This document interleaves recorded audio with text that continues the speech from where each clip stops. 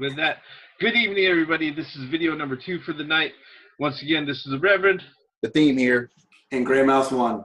Yes, doing it all without cue cards, off the cuff, in live, in remote.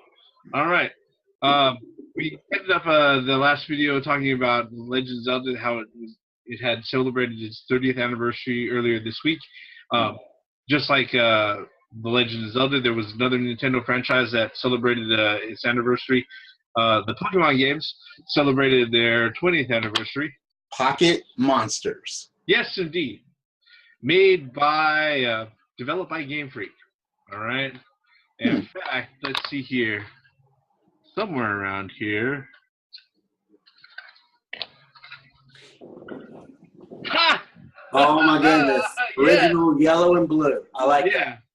Well, I think at one time I might have had red, but to tell you the truth, by the time I actually started playing this stuff, I was living on my own up there in Washington. And it wasn't like I was, frequenting schoolyards to sit there and trade Pokemon with little kids or anything like that. It's just creepy. All right. Well, me and the Theme were in the Navy at that time in 1996, so yeah, we didn't catch the fever. Yeah, I mean, it was... Well, we knew that was out there because it was pretty much, everywhere, because it was a Japanese thing as well. And it's like, man, what is this Pocket Monster stuff? What is it exactly? And the funny thing is that if you're sitting there watching the TV show, the cartoon anime or whatnot, it really wasn't going to answer your questions, what exactly it was. Oh. Yeah, because there are a lot of things that, as far as the actual Pokemon conventions go, how it works on the actual games, that just don't happen in the anime, all right? And, to tell you the truth, Team Rocket just really confused my penis a lot of times. All right. Well, see, I had a unique, vision point of this viewpoint. Viewpoint. Because Okay. I was actually in Japan when it first really caught. I mean, it was to a point to where all the little Japanese kids. I mean, it was crazy. They gather into these malls and these Pokemon centers, and it's just you'd be really surprised on how it caught on over there in Japan. It's crazy, and it still is. I'm kind of concerned how I find myself a little concerned how you were able to sit there and get yourself in such close proximity to kids to watch them go gaga over this. But I'm just gonna put that aside. Wait, no. Clear that up. Like when you walk down the called Yanko, which is a shopping center, they were kids all over the place sitting around playing with their Game Boys. Okay. So no, don't even no. Nice try though. 500 yards from a schoolyard, folks. That's all I'm saying. Okay. Besides the video games, and the cartoon, Pokemon was one of the reasons why certain other cartoons became big and popular as well. Well, the funny thing is that there's the whole proxy battle thing has always been pretty popular within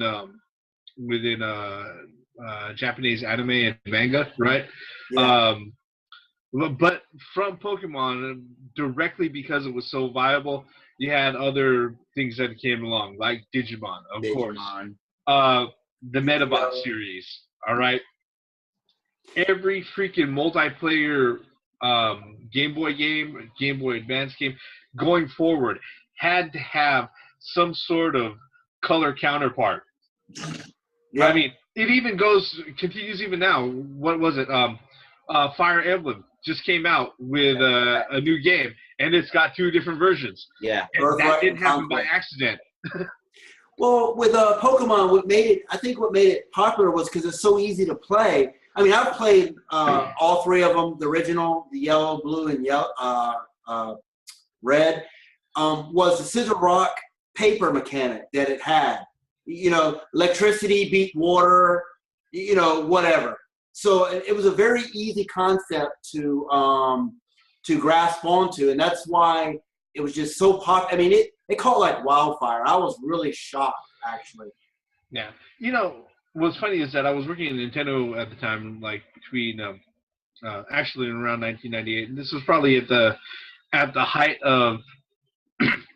I know that they had the game, they had the anime out, they had the movie had come out, and also they had the card game that had just barely come out. Also, this is 8 generations ago, because that's how many Pokemon generations we've had as far as games go. But Nintendo, as far as what they did, was that they had this silly idea that the Game Boy, as far as it being the most universally adapted video game platform out there, they're like, okay, let's really give everybody who has a Game Boy a reason to go ahead and actually play with each other. And ingeniously, what they did was they had Pokemon Red, Pokemon Blue, and they were like, hey, what was it? There's 60 something Pokemon, right? Guess what? There's 7 of them that you can only get on Red. There's 7 that you can only get on Blue. So in order for you to actually be able to catch them all, you've got to go ahead and actually meet somebody. Yeah. All right, and play with them, which was great, because what happened was that, you know, say what you will, but there's one source of income that you can count on more than anything else, and that's a parent who wants to make their kids happy. All right? As silly as it sounds, those parents went out in droves. They were willing to buy their kids 2 copies of that fucking game. That's very, and the Game Boy. Or 3. Just to go ahead and do that. You're forgetting Pokemon Yellow. But Yellow didn't, if I remember correctly, Yellow came out later. Yeah, that was the Pikachu one. Yeah. Yeah, when it came out, you know, Blue and Red, when they came out, people just wanted to go ahead and go out of their way and get them. Absolutely. You know? Absolutely. Yep. With that said, you know, I mean, there's been a movie, a full motion animated movie every year since. Yeah. Sometimes 2. Yeah. Really depends. I mean, Pokemon Company, it's huge now. And it was just off of the vanilla copies of Red and Blue, and then later Yellow. Yellow, I think, is considered vanilla as well. It's part of the first generation mechanic.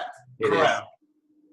So, and then now with the recent 20-year anniversary and the announcement of the 2 new games coming this winter, I mean, I don't see it stopping anytime soon. The tournament. And I forgot the Pokemon tournament. Yep. I mean, it's with how they have it set up right now. It's set up where the new 3DS Pokemon is primed and ready to go into esports for people who want to go ahead and play that way. I believe there's also multiplayer battles. Yep. The mechanics themselves are very not only advanced, but they're also actually very intuitive. The one thing that a lot of people, you know, could not deny, all right, was that these are really solid JRPGs, all right? If you're talking about just solid classic gameplay, that's what they are. Absolutely. Yeah. You know, and the games even spawned a TV series. Actually, it comes on every weekend in Japan. It's like a TV show where actually famous Japanese adults actually go on the show and actually battle each other, and they bring kids on, and it's a big place where a community can come together and fight Pokemon and actually trade Pokemon or whatever. But it's a TV series about 45 minutes to an hour long. The reason why I know this is because my daughter has really been into the Pokemon, and every Saturday with you know, rain or shine, whatever, we had to watch that show, and if we missed it, we had to record it for her. I mean, it is unbelievably. I mean, they even have these guys dress up, cosplay Pokemon creatures. It is that big in Japan, and the Pokemon centers big out here. With the Pokemon centers where you go, you could actually get special Pokemon or legendary Pokemon by going there on certain days. And, you know, if you have a Wi-Fi, thanks to your 3DS or your 2DS or whatever, you could actually just go to the store. And I've been there. My daughter wanted to get this one Pokemon, so I had to drive all the way out to Fukuoka to get this, to go to that damn store. And you had to stand in the store because the Wi-Fi was crap. And you had to download this one Pokemon. And I was like, have you got it yet? Have you got it yet? Have you got? No, not yet, not yet. It took so long to download. And then while that's going on, you have Pokemon tournaments, and you win, you know, Pokemon stuffed animals and all kinds of stuff. You know, in Japan, it is. I don't know how it is here, but it is huge in Japan, and there's no stopping Pokemon. So you're telling me that you drove 2 hours to experience that? You will do anything for your churn. And I was because the Reverend alluded to that earlier. Like I said, and that's why I'm laughing. I've done it, and that's why I brought it up, because I experienced that. There's no easier revenue source than the parent who wants to spend money for their kid. It's almost bottomless. All right. You know, I mean, I'm not even going to go into you know, even more absurd type of examples. But the funny thing is that with Pokemon, just like with Legends of Zelda, you know, I've got a special connection to it, and that's mostly because, you know, generally speaking, the folks who were playing it, especially back in 1998, they were kids, and working at the Nintendo call center every Sunday was Pokemon Day. All right, it would be slower than any other day of the week, but I can count that over half of the calls that I would take would be about Pokemon. Either about parents complaining the fact that the Game Boy is busted or there's something wrong with it and they don't know how to take care of their kid, in which I had to sit there and go ahead and hit mute and say, well, why the fuck don't you spend time with them? Well, I tell you what, man, this is what we can do, okay? That's how that would go, all right? Or just kids sitting there looking on the back of the Game Boy and noticing, hey, I'm here by myself. I don't know if they're by themselves at the house or in the room or whatever, right? And on the back of the Game Boy, there's a 1-800 number that goes right to Nintendo. And they were just curious about, if I dial up this number, would somebody actually pick it up? Yes, they would. Sometimes it was me, okay? And, oh my God. The type of things that you would sit there and hear from kids just calling a random 1-800 number. And what was worse was even when they figured out that, hey, there's actually a person on the line who's going to answer this. Let's go ahead and see what's funny. All right, and then they would call it with stupid shit. There's blood coming out of Pikachu on my GameCube screen, my Game Boy screen. I don't know what's happening. Oh God! Yes, I've taken a call like that. All right. I could only imagine being in your shoes during that time. It was an interesting time. I mean, it was a small price to pay for what I thought was one of the coolest jobs in existence. If I'd ever do that again, to be completely honest. But you know, for what it was and the time where I was at in my life, it was great. You know, like I said, my job consisted of showing up at Nintendo, logging into a computer, right there next to a TV where I could go in, I could hook up whatever system I wanted and just play video games while I'm waiting for calls to come in. So why not? You know, yeah. I mean. I think probably my hardest times that I had was when, you know, around Christmas time when people started receiving like their Nintendo 64s and they didn't know what the hell to do with the red, yellow, and white AV cords. Now, those are some shitty stories. All right. But I digress. All right. I don't have to go into those. Pokemon, 20 years old, you know, still going strong. 9th generation is out. Still haven't caught them all. Not out yet. Not out yet. It's important. It's actually impossible to catch them all because guess what? Game Freak will be pumping out new Pokemon every fucking new game. Well, the thing is, too, one thing that we forgot to mention is that now you could get red, blue, and yellow on the eShop for the 3DS. Wait, eShop still exists? Yes. February 27th, it was released, and I don't know how much they are, but I thought about buying them and actually play them because you could actually transfer the older Pokemon to the newer games, to the Moon and Sun games. So that's very interesting that you could play the old Pokemons with the newer Pokemons. Yeah, I play the games. Look, it's an addictive game. It really is. I mean, I too hate Team Rocket. Yes. Oh. And if you think they're bad in the anime, on the American anime, you ought to watch them in the Japanese anime. Oh my God. That's all I got to say about that. Alrighty. With that, any other thoughts on Pokemon?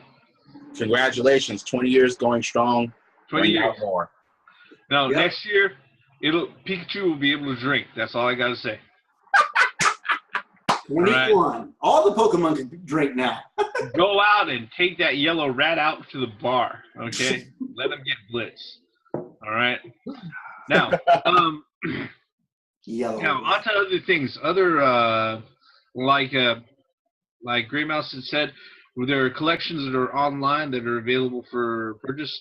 A new collection that we know that Capcom has announced it's going to be available for everybody to go ahead and purchase is brand new HD remakes for Resident Evil 4, 5, and 6. Yep. Which, you know, technically, I guess 5 and 6 are already in HD, but, you know, they're going to be revamped for the new generation of consoles, Xbox One and PS4, and made available for everybody electronically. I'll let you guys start this one out before I give my thoughts on these rehashes. Well, Gray Mouse, you have the floor. Yeah, one problem that I have with this with 4, 5, and 6 is that right now I think they only mention that it's digital copies, I think, for now. Yeah. I don't know if they're going to have a physical copy or not. I am 100% against having digitally only media. I mean, I don't mind having the digitally media. God, tongue tie, blah, blah, blah. Anyway, there should always be a physical copy.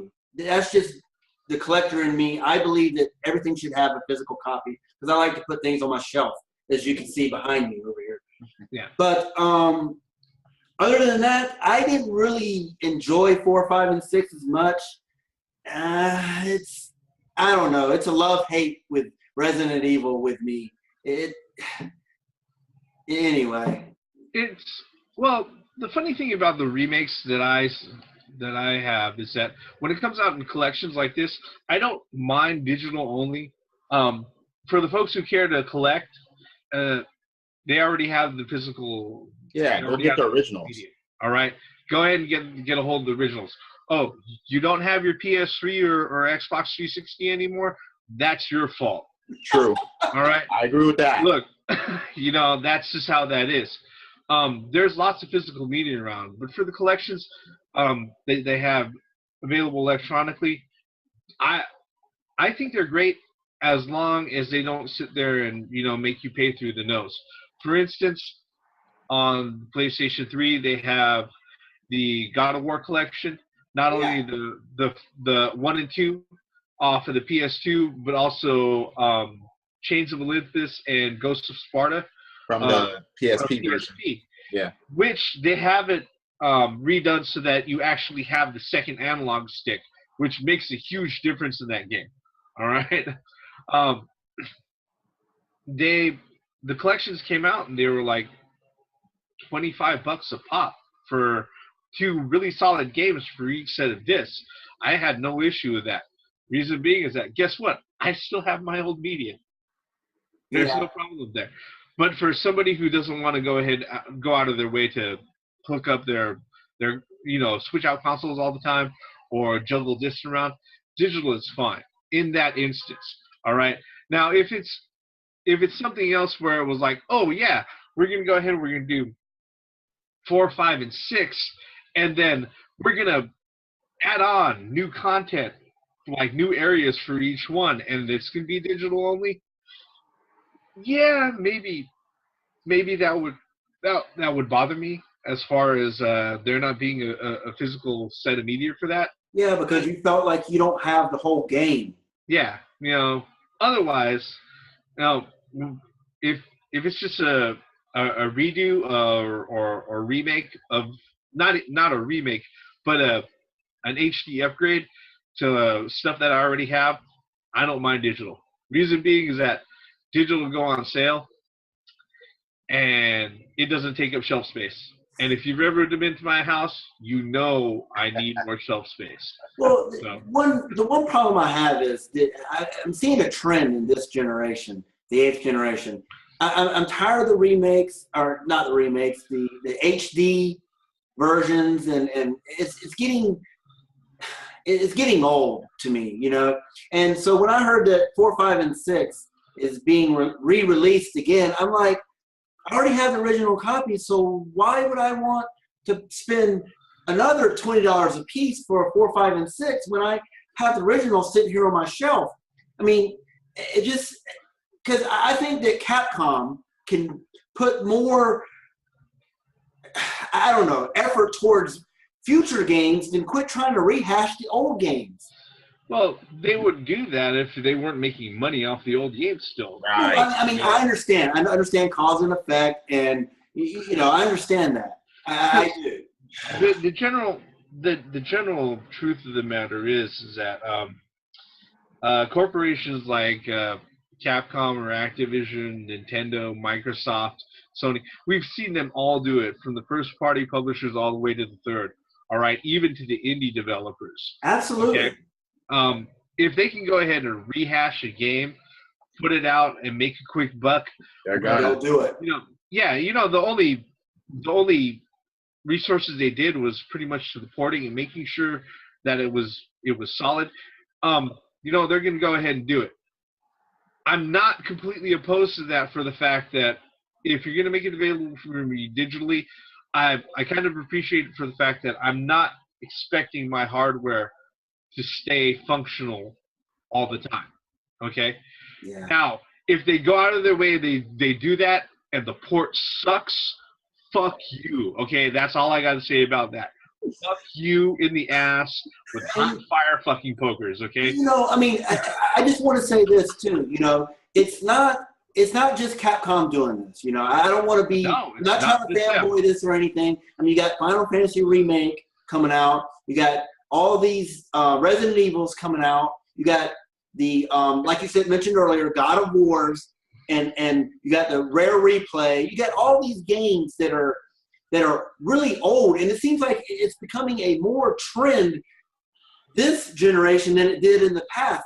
Whether the technology wasn't there, during the 360 and the PS3 era or not, it just seems that it's a cheap way of making a quick buck off of the people that I understand. I do as a business, but for me, I feel that, I want newer games. Just add like Theme was talking about in some of his, in fact, about this in his videos, saying that I'd rather them quit rehashing old games and continue the series. The main problem I have with this, this is the 20th year of Resident Evil. Yeah, that's another thing. And it's like you're bringing out games that we already have. Yeah.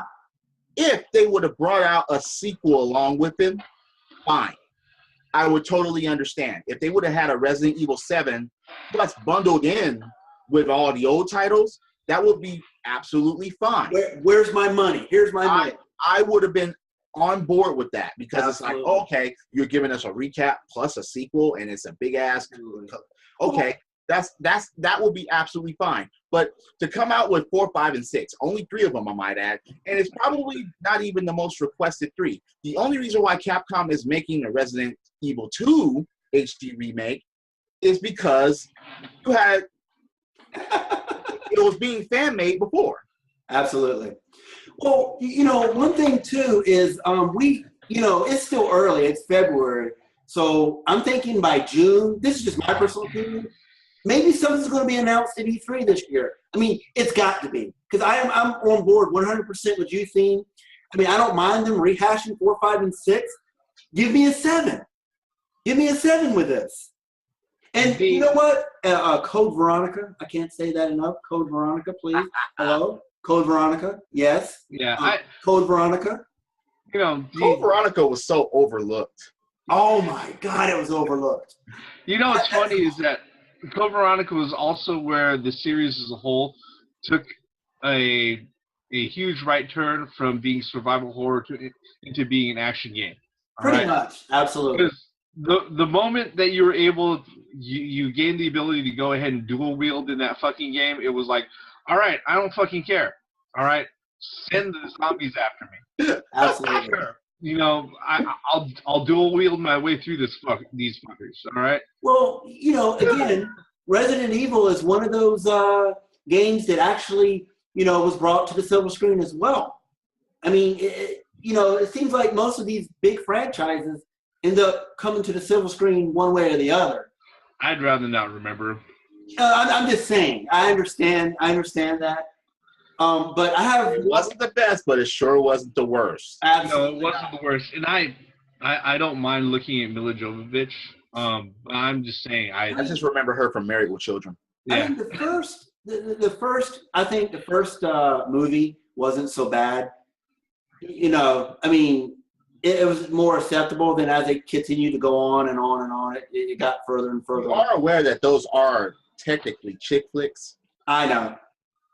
Well, all I got to say about the Resident Evil movies is that, I've seen Capcom license out worse movies. Street Fighter. That was a Van Damme movie. That pretty much was, absolutely. And then this Legend of bullshit. That was just bullshit. Garbage. Legend of Chun-Li is actually rated worse than, I think, Street Fighter? No, the last Dragon Ball movie. Oh, wow. How was that even possible? Wow. Yeah. I have to check that. There's no way. Yeah, I'm pretty sure it's rated worse than the last Dragon Ball movie. Back to Resident Evil being remade on an anniversary.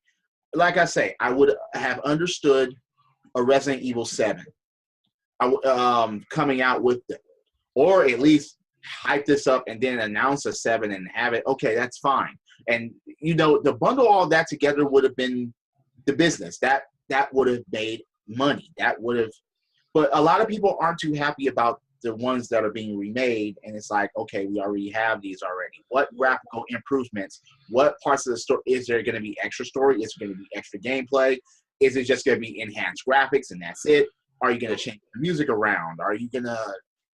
Yeah. Well, what I can say from being in actually working for a publisher in QA position, I know as far as them porting over the newest generation 4, 5, and 6 over to digital for PS4, Xbox One, and PC, it's relatively easy for them now because the technology is all really close. I mean, the code's already there. Yeah, and it's like I said, it's relatively close to what they're working with right now. The platforms are physically actually really, really close. Now, if they're going to go ahead and do a port over of from 0 to 3, like what they did for the GameCube, well, then they've got to do some juggling. They've got to do some real heavy work there.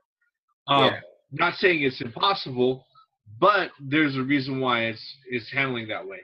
And to tell you the truth, yeah, I definitely want to see a new game. All right.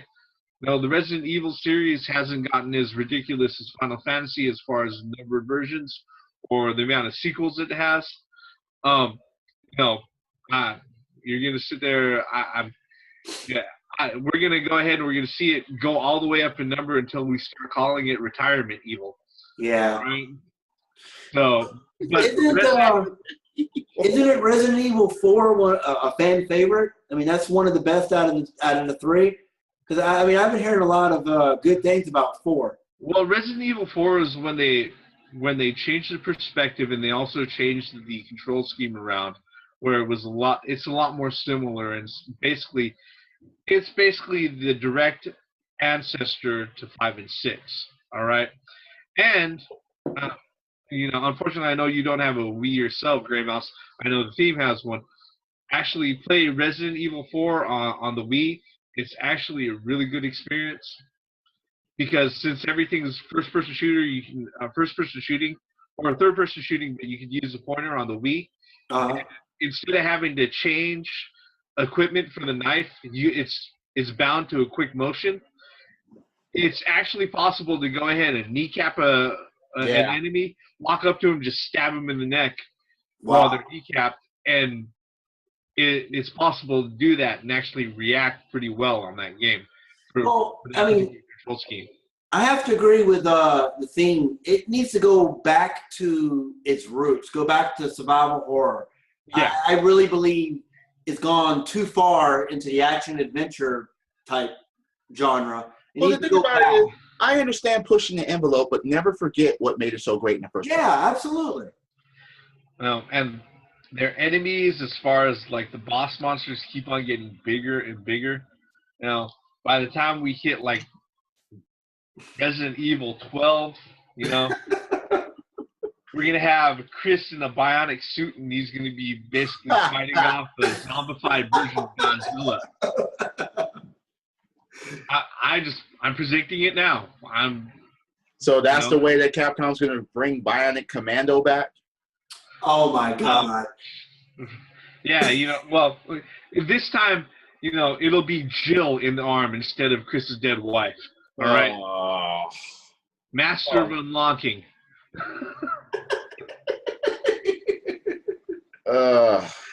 Yes, I had to say it. All right. So I guess with that, I guess you could expect Resident Evil 7 to be announced at E3 this year. It should. I would jump for joy for that. Capcom just needs to come up with a conference and be like, all right, Resident Evil 7. All right. Rival Schools 3, please. Power Stone 3, please. And you just start doing shit like that, or else it's like they already have bad taste in their mouths because of Street Fighter 5. They need to do something very, very quick. I mean, just anything at all that would either, if they're going to go ahead and bring us back to an older franchise, give us something new as far as the library that they already have out. There's put another Ghosts and Goblins on a console. Yeah, why not? Okay. Well, I think you brought this. Bring back Maximo.